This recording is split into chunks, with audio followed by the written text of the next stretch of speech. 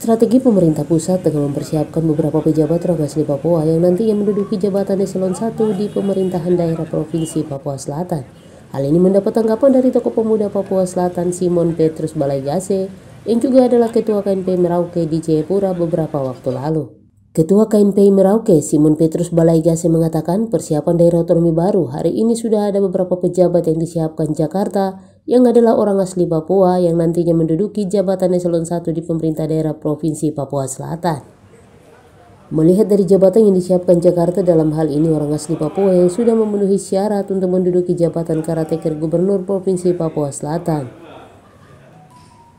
Balaigase menambahkan kesiapan dari daerah otonomi baru dilihat dari sumber daya manusia yang ada di wilayah Papua Selatan sudah mumpuni dan memenuhi syarat untuk diangkat untuk menduduki jabatan kepala daerah, sehingga dari KNP Merauke lebih kepada kearifan lokal dan dari Papua Selatan karena mereka mampu memimpin daerah otonomi baru di Provinsi Papua Selatan.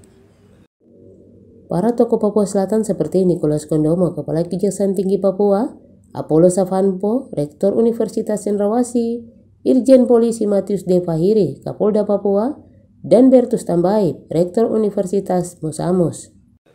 Balaigase berharap dalam rangka HUT RI ke-77, 17 Agustus 2022, Presiden Republik Indonesia Joko Widodo dapat merespon keinginan masyarakat Papua Selatan dengan memberikan tanggung jawab kepada tokoh orang asli Papua dari Papua Selatan untuk berkontribusi di daerah asal mereka. Simon menegaskan bahwa KNP Merauke selaku pemuda Papua Selatan melihat ada beberapa tokoh yang sudah memenuhi syarat menduduki jabatan eselon 1 di pemerintah daerah Provinsi Papua Selatan. Kami lebih cenderung pemuda di Papua Selatan untuk mendorong kearifan lokal, mendorong tokoh-tokoh lokal. Saya rasa bahwa di Papua Selatan sudah ada tokoh-tokoh yang mampu untuk memimpin daerah otonomi baru di selatan Papua. Kami harapkan kepada Bapak Presiden Joko Widodo, Presiden Republik Indonesia, dalam rangka 17 Agustus yang ke-77 ini, kami mendorong untuk melihat para tokoh-tokoh kita yang sudah ada di Papua Selatan untuk memberikan tanggung jawab untuk berkontribusi membangun Papua Selatan.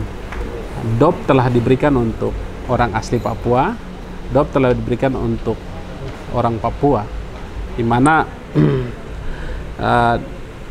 dalam revisi Undang-Undang Otonomi Papua untuk mengisi kekosongan-kekosongan ini, kami pikir di Papua Selatan itu sudah memenuhi syarat. Ini kami lebih cenderung untuk melihat agar tidak terjadi kesenjangan dan protes. Itu yang perlu saya sampaikan, bahwa protes saat ini di Papua kita lihat masih banyak dinamika, sehingga di Provinsi Papua Selatan ini benar-benar memberikan hak kepada tokoh-tokoh yang mungkin sudah berasal dari Papua Selatan, sehingga proses berjalannya penetapan pejabat sementara, gubernur sementara, dan dalam persiapannya menuju gubernur yang definitif, maka ini harus menjadi perhatian pemerintah pusat agar tidak menimbulkan satu hal yang kita tidak inginkan, terutama ada aksi-aksi. Pada dasarnya kami di Papua Selatan, kami pemuda mendukung keputusan pemerintah pusat, mendukung apa yang ditetapkan oleh pemerintah pusat, mendukung aturan-aturan yang ditetapkan oleh pemerintah pusat. Itu adalah eselon 1. Namun demikian, dalam Undang-Undang Otsus ini sudah dijelaskan bahwa perlu melihat hak-hak dasar daripada kekhususan, keistimewaan orang asli Papua yang diberikan oleh negara melalui otonomi khusus. Setelah pemekaran DOP itu memang banyak menimbulkan pertanyaan dari orang asli Papua sendiri dan juga kami pemuda. Ada Provinsi Papua, ada Provinsi Papua Barat, ada sekarang lagi Provinsi Papua Selatan, ada Pegunungan Tengah, dan Papua ini dibagi atas 4 provinsi, daerah otonomi baru. Maka pada dasarnya memang kalau kita lihat secara struktural di dalam pembagian otonomi khusus ini, di dalam 4 DOP ini tidak disebutkan bahwa otonomi khusus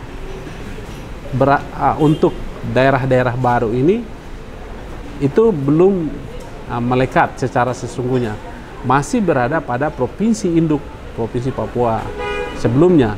Maka harus menjadi revisi baru bagi pemerintah pusat untuk menetapkan dan menentukan bahwa provinsi yang baru dimekarkan ini menjadi benar-benar mendapatkan undang-undang yang sah.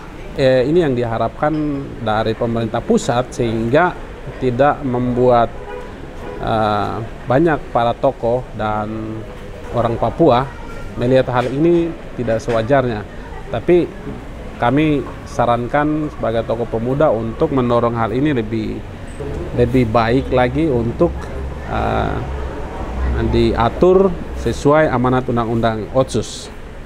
Mungkin kalau saya lihat sebagai pemuda, memang